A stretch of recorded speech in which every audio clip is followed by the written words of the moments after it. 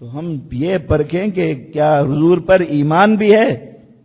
باقی چیزیں تو بعد میں آتی رہیں گی، باقی سیرت تو بعد میں جا کے اللہ کے حضور پیش کریں گے. کیا حضور پر ہمارا ایمان بھی اس قابل ہے؟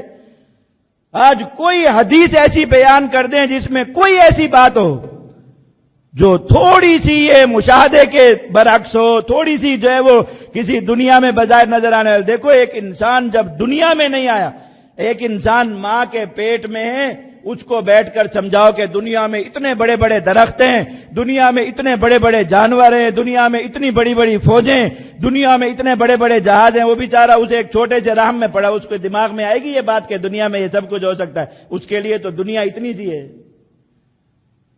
یہ جن کو علم سے جاننے کا شوق ہے ہر چیز کو، وہ گیدڑ کی مثال ہے. دیکھو ایک گیدڑ پیدا ہوا، پہلا دن تھا اس کے پیدا ہونے کا، بارش شروع ہو گئی تو اپنے باپ کو کہتا ہے کہ ابا ایسی بارش تو میں نے زندگی میں نہیں دیکھی. پیدا ہوا کتنا ٹائم ہوا ہے؟ پہلا دن ہے. کہہ رہا ایسی بارش تو میں نے زندگی میں نہیں دیکھی. بیٹا زندگی کتنی گزار لی ہے جس میں تو نے اور بارش اتنی بڑی نہیں دیکھی. تو اللہ کے بندو آخرت دیکھیے.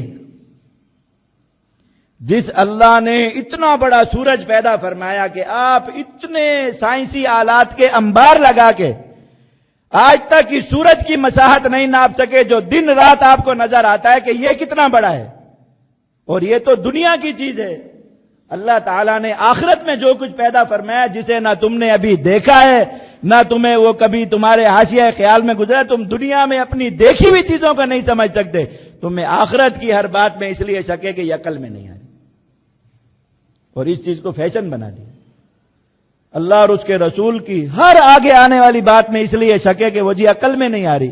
آپ کو جو کچھ نظر آ رہا ہے یہ آپ کی عقل میں آ گیا، یہ آ گیا ہو تو چلو مان لیتے کہ آپ کی عقل کوئی بہت بڑی چیز ہے. کن مسلمانوں کو نبی کریم صلی اللہ علیہ وسلم کی سیرت سے کیا جڑنے دیا جاتا؟ اللہ تعالیٰ معاف فرمائے، ایمان سے ہی سرے سے کیا کیا جا رہا ہے؟ محروم کیا جا رہا ہے کہ اللہ اور اس کے رسول پر آپ کا ایمان نہ رہے، وہ علم بن جائے، مشاہدہ بن جائے، تاکہ اس کی اللہ اور اس کے رسول کے یہاں کوئی قدر و قیمت ہی سرے سے باقی نہ رہے، اس کی کوئی ویلیو ہی اللہ اور اس کے رسول کے یہاں نہ ہو کہ اس پر کچھ ملے. اور وہ فتنے کی طرح ایک بات مسلمانوں میں عام کر دی گئی کہ بس اس طرح مانو.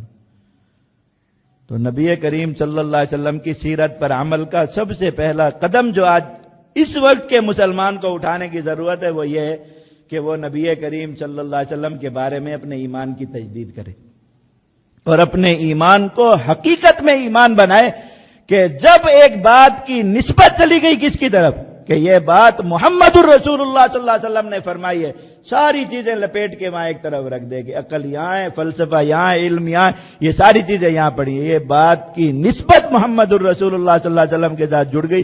اب یہاں پر کوئی اپنی عقل نہیں چلا سکتا، اب یہاں پر کوئی اپنے مشاہدے کو دلیل نہیں بنا سکتا، اب کوئی یہاں پر سمجھ آنے یا نہ آنے کی بنا پر ایک قدم اس کے لیے رکنے کی گنجائش نہیں ہے. یہاں صدیق اکبر کی طرح یہ کہنا پڑے گا کہ اگر حضور نے فرمایا تو ایسے ہی ہے، اگر یہ اللہ کی بات ہے تو ایسی. تو یہ پہلا قدم ہے. ایمان تو لے آئیں، آگے پھر سیرت پر بھی انشاءاللہ اللہ رب العزت جو ایمان لے آئے گا نبی کریم صلی اللہ علیہ وسلم پر، واقعی ایمان، اللہ رب العزت اس پر سیرت پر عمل کا، آپ کے طریقے پر عمل کا دروازہ خود کھول دیں گے.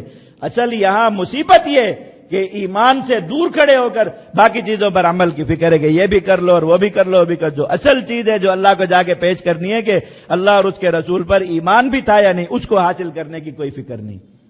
اس لیے اپنی یہ عادت بنائیں اور اپنے ماحول میں اس چیز کو رائج کریں، اپنی اولادوں کا یہ ذہن بنائیں. یہ بچے پڑھ پڑھ کے کفر کی طرف جا رہے ہیں، یہ الحاد کی طرف جا رہے ہیں. جو علم آپ ان کو پڑھا رہے ہیں، جس ماحول میں آپ نے ان کو چھوڑ دیا، یہ فیشن کے طور پر اور شوق کے طور پر الحاد کی طرف جا رہے ہیں کہ ان کو اللہ اور اس کے رسول کی ہر بات سمجھنے کا شوق ہو گیا. یاد رکھیے جو بات آپ سمجھ کے مانیں گے اس کی کوئی قیمت نہیں ہے اللہ کے، اس ایمان کی کوئی ویلیو نہیں اللہ کے ہاں. تو یہ بات اپنے دل و دماغ میں بٹھائیے کہ اللہ اور اس کے رسول کے ہاں قابل قبول ایمان وہ چیز ہے جو بغیر سمجھے بغیر جانے صرف اللہ اور اس کے رسول کی نسبت سے ایک چیز کو مانا جائے گا. ایمان کے بعد آگے ساری چیزیں شروع ہوتی ہیں کہ پھر اللہ اور اس کے رسول کے احکام پر کس طریقے سے عمل کرنا ہے. تو یہ پہلا قدم اٹھائے تاکہ اللہ رب العزت اگلا قدم اٹھانا آسان فرمائے. اللہ رب العزت ہم سب کو ایمان کامل اور ایمان صادق نصیب فرمائے. وآخر دعوانا الحمدللہ رب العالمین.